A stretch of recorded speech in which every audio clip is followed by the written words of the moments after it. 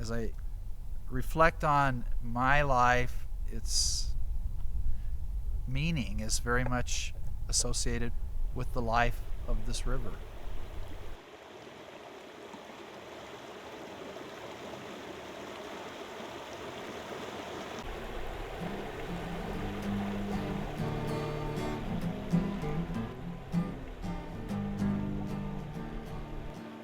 I think probably like most people who come to Colorado, was initially enamored with the mountains, the beauty of the majestic peaks out to the west. But after a few years, I discovered the canyons east of here, along the Purgatory River. It was just amazing to me, the beauty and the mystery. And from that time on, I would head east.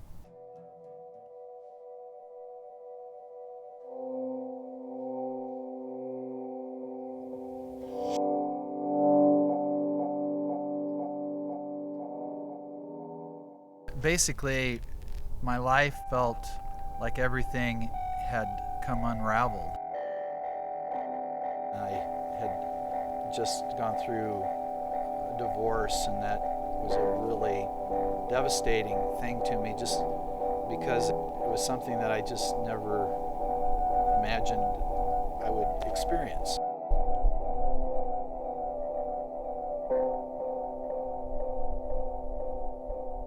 I felt like I needed to do something to regain a sense of mooring and a sense of identity. So I thought that I'd just start walk along the course of the Purgatory River. I really was feeling like a lost soul, journeying through Purgatory.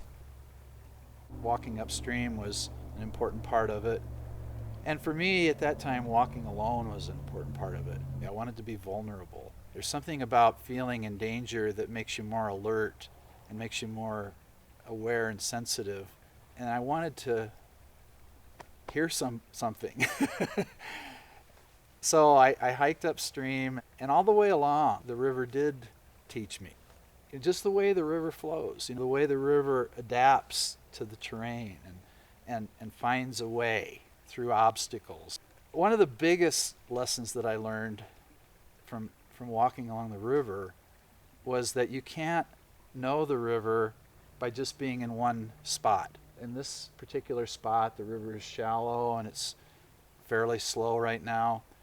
But there are other places where it forms a big, deep pool, and there are places where it's really rapid, almost violent.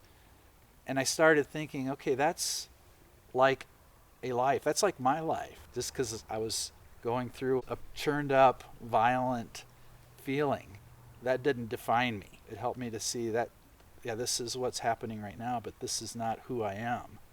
I'm everything from the place where my life flows out of the mystery of the universe to the place where it flows back into the ocean.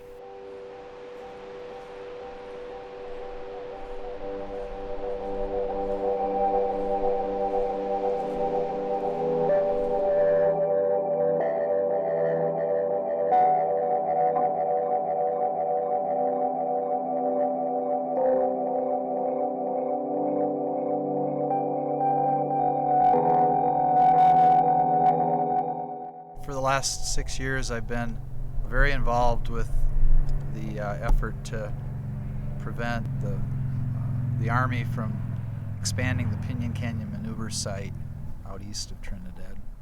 If it were to happen, it would become the largest live fire range in the world. The big map that the Army has is 6.9 million acres, and it would extend all the way to the Oklahoma and Kansas borders. It would displace 17,000 people who would just have to go find someplace else to live their lives. We've come up with some neat, creative ways to fight the thing, including the sale of 1 square inch pieces of Pinyon Canyon, and that's pulled in thousands of property owners who the Army has to deal with if they try to acquire the land. None of that has caused the Department of Defense to say, okay, we give up, but I think we've really held our own. Now, for me, it was a no-brainer. By then, I felt such a connection and such a love for the river and for that country. It was almost like a patriotic feeling. This is my land, my place. This is my bit of creation that is being threatened. The more threatened our environment becomes, the more we're realizing how precious and how dependent we are on our environment, not just in a physical way, but in a emotional and psychological sense. I just don't think that we can be the human beings that we want to be without having a good, caring relationship with the earth.